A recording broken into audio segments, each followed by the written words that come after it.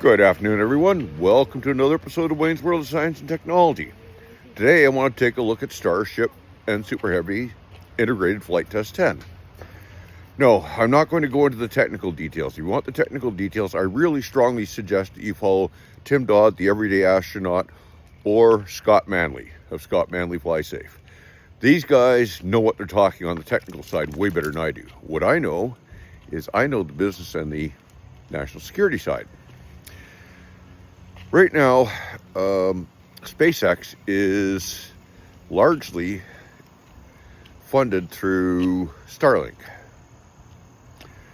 Starlink is a solid moneymaker. I mean, once you get the satellites in orbit, it's basically a case of maintaining the ground infrastructure, and that's it. No, and of course, replacing the satellites that come down.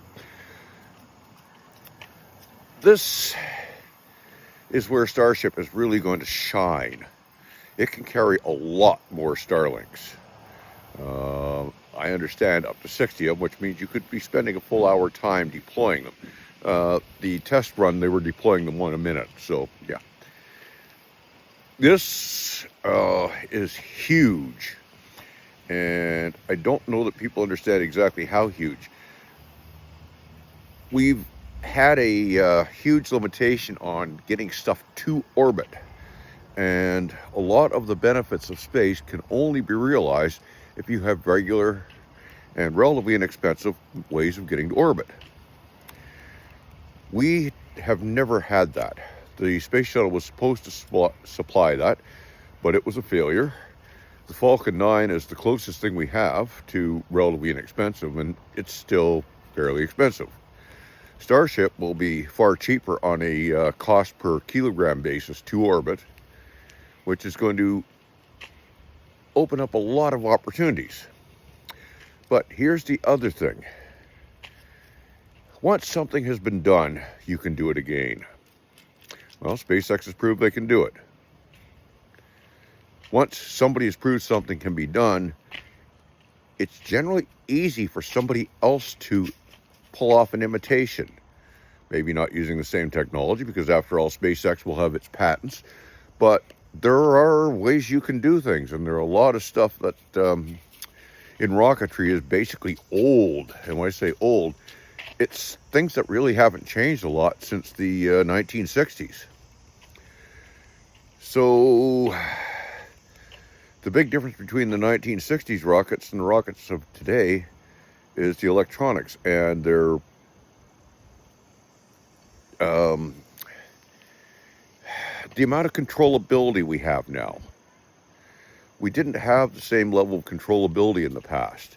You didn't have the same level of accuracy, and this is going to be huge.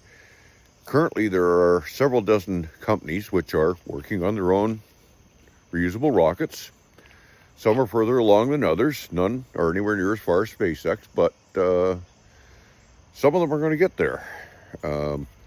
Rocket Lab for New Zealand, for example, seems to be a very strong contender. And there's also the point that a lot of countries are going to be saying, okay, gee, who runs SpaceX? Oh, it's some guy named Elon Musk. He's a flake. We don't trust him. And that's going to provide a lot of opportunities for the smaller launch providers, especially local ones, like if you're, say, a launch provider in India, or in Canada, or in Brazil. You've got an opportunity for your own country's business that the outsider, SpaceX, can't get. So this is going to be really interesting over the next 5 to 10 years. I wouldn't expect anybody else to stick a landing easily. Okay, Honda did, but that was on a very short suborbital.